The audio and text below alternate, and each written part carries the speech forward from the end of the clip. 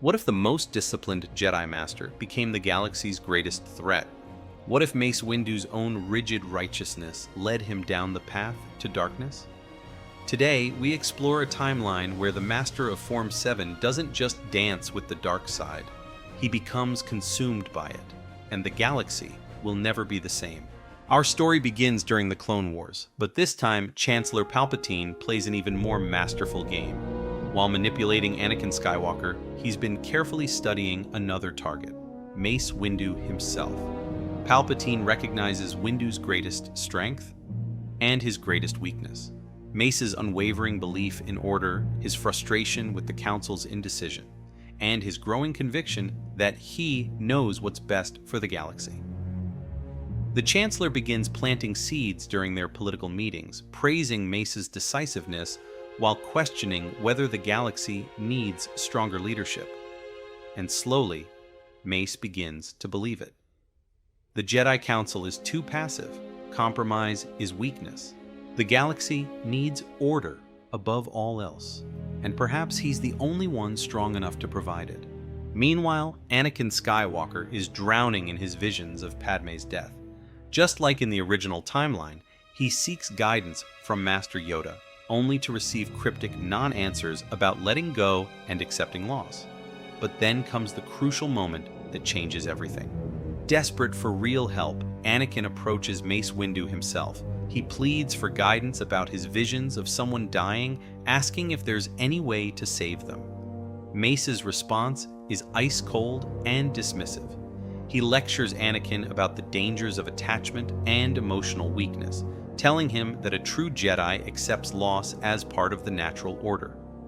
He makes it clear that Anakin's concerns are exactly why the Council questions his readiness. In this moment, Palpatine's trap is perfectly set. Anakin feels abandoned by the Jedi, while Mace grows more convinced of his own superiority. When Palpatine finally reveals himself as Darth Sidious to Anakin, everything proceeds as we know it. At first, Anakin reports to Mace Windu, but notice the difference in Mace's reaction. This isn't about justice anymore. It's about his vision of order. Mace realizes he's suspected this for months. The corruption, the manipulation, all makes sense now, but he believes Palpatine has underestimated him. Today, he decides, the Sith reign will end and true order will be restored to the galaxy. Mace calls for backup, but his arrogance won't let him wait. Consumed by anger and absolute confidence, he storms off alone, convinced he's the only one strong enough to do what must be done. Meanwhile, Anakin is told to wait and bring reinforcements, but he can't stay put. He's seen how Mace operates. The ruthlessness, the growing tyranny disguised as righteousness, and deep down he still believes Palpatine can save Padme. So he rushes to the scene alone. The lightsaber duel between Mace and Palpatine unfolds much like we remember, but Mace's motivation is completely different. He's not fighting for the Republic. He's fighting for his own vision of galactic control. When Mace gains the upper hand and stands over the defeated Sith Lord, his true nature is revealed. He declares his intention to destroy every last Sith and bring what he calls true order to the galaxy. No more corruption, no more chaos. Only discipline and peace under proper leadership. Palpatine, barely alive, points out the obvious truth. That Mace seeks control just as he does. Mace insists he seeks justice, but Palpatine's dying words cut deep. Mace seeks power, just like any Sith, and that's when Anakin arrives, seeing a Jedi Master about to commit cold-blooded murder while speaking like a tyrant. In that moment, Palpatine's manipulation bears fruit. Maybe the Jedi really are evil. Anakin tries to stop Mace from delivering the killing blow, insisting this isn't the Jedi way, but Mace has had enough. He declares that the Jedi way has failed and orders Anakin to step aside. Anakin blocks the killing blow, and that's when Mace truly snaps.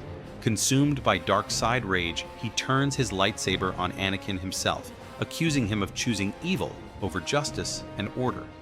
What follows is not a duel, it's a massacre. Anakin, skilled as he is completely outmatched by Mace's years of experience now fueled by dark side power. Mace hurls him against the wall, his lightsaber skittering away across the floor. And then, as Mace raises his blade to kill Anakin, Palpatine makes his move. Using the last of his strength, he force pushes Mace back and saves Anakin's life. This moment seals everything. The righteous Jedi just tried to murder Anakin in cold blood, while the evil Sith Lord saved him. Palpatine's psychological victory is complete. When the other Jedi arrive to find the destruction, they see Mace standing alone, his robes torn, his lightsaber still ignited, and for a moment they see something in his eyes that chills them to the bone. Mace tells them that the Jedi way is a lie, that everything they believed was weakness. But Mace doesn't retreat to lick his wounds. No, he does something far worse. He seizes control. Standing in the ruins of the Chancellor's office, he addresses the Senate, declaring that Palpatine has been revealed as a Sith Lord who has fled justice. He announces that the Republic has been compromised by corruption and weakness, and that the Jedi Council will now assume direct control to restore order. His voice now carries dark side authority. The senators are too intimidated to object. Mace establishes what he calls the New Jedi Code, a twisted version that mirrors Sith philosophy while claiming to serve the light. When Master Yoda and Obi-Wan Kenobi return from their missions, they find Coruscant under Jedi martial law. Clone troopers now take orders directly from Mace. The Senate building is occupied by Jedi guards. Citizens walk in fear. During their confrontation, Yoda senses the great darkness that has consumed Mace Windu. But Mace is beyond reason. He claims to have found clarity, insisting that the Jedi have sat idle in their temple while evil flourished.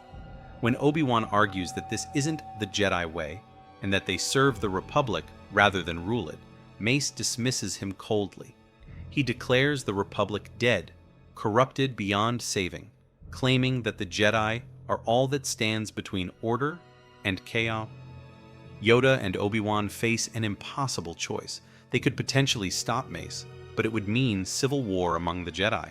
The galaxy would tear itself apart while Palpatine and Vader grow stronger in exile. Reluctantly, they realize they have no choice but to go along, hoping to influence Mace from within. But each day, they watch him slip further into darkness. Behind closed doors, Mace Windu has become something truly terrifying. His eyes now permanently carry the yellow coloring of the Sith, though he hides it from most Jedi. He establishes discipline councils to root out weakness among his own ranks.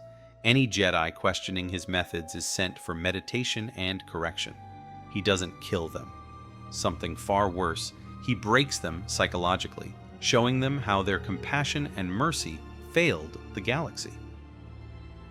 The Jedi Temple itself becomes corrupted. Meditation chambers are converted to strength training. Younglings are taught to embrace anger as a tool, being told that anger at injustice is righteous. Most tragically, some Jedi, broken by war and loss, actually follow him willingly. They become his dark Jedi enforcers, still believing they serve the light. In private, Mace practices Sith lightning, telling himself it's just another tool. He studies ancient Sith teachings on control and domination. His meditation is now focused on expanding his power, not finding balance. The most terrifying part? He still believes he's the hero of his own story. Meanwhile, in the unknown regions, Palpatine has activated ancient Sith strongholds, and he's not alone. Darth Maul, who survived his bisection on Naboo, has been waiting for this moment. Maul tells his master that the time has come to reclaim what was taken from them. Together with Anakin, now being trained as a Sith apprentice, they represent a different kind of Sith order, not just seeking power, but revenge.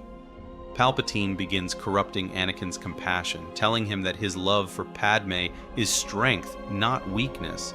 The Jedi lied about attachment, he claims.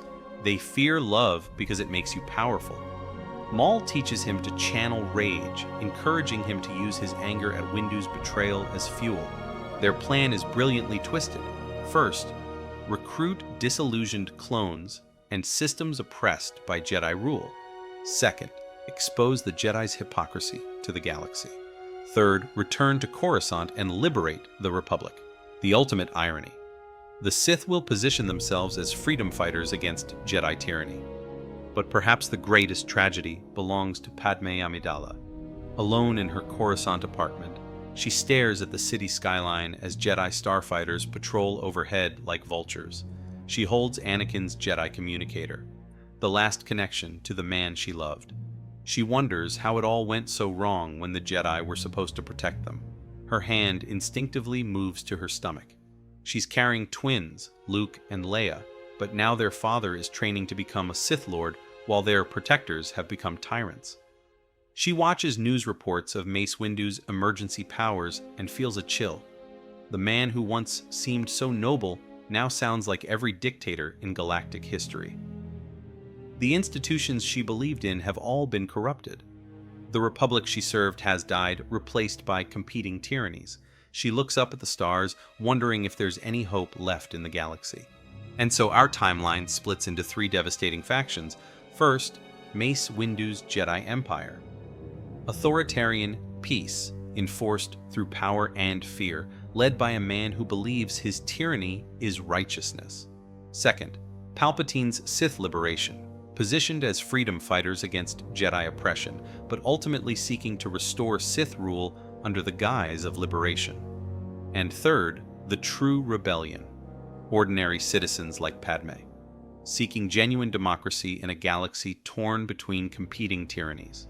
The real genius of this timeline isn't just that good guys become bad guys. It's that it shows how any ideology taken to its extreme can become corruption. Mace fell not through hatred or greed, but through his own rigid adherence to principles. He became everything the Jedi warned against by following Jedi teachings taken to their logical extreme. Where Palpatine sought power for its own sake, Mace seeks power to impose his will. Where Palpatine embraced being evil, Mace believes he's still good. This makes him potentially more dangerous than any Sith Lord, because he has no limits. After all, everything he does is for the greater good. The scariest part? In his mind, he's still the hero of the story. What do you think? Would Darkseid Mace Windu be more dangerous than Darth Vader? How do you think this three-way galactic war would play out? And most importantly, could Luke and Leia possibly bring balance to a force torn between three different forms of tyranny? Let me know your thoughts in the comments below, and if you want to see how this story continues, smash that like button and subscribe for more Star Wars What If scenarios.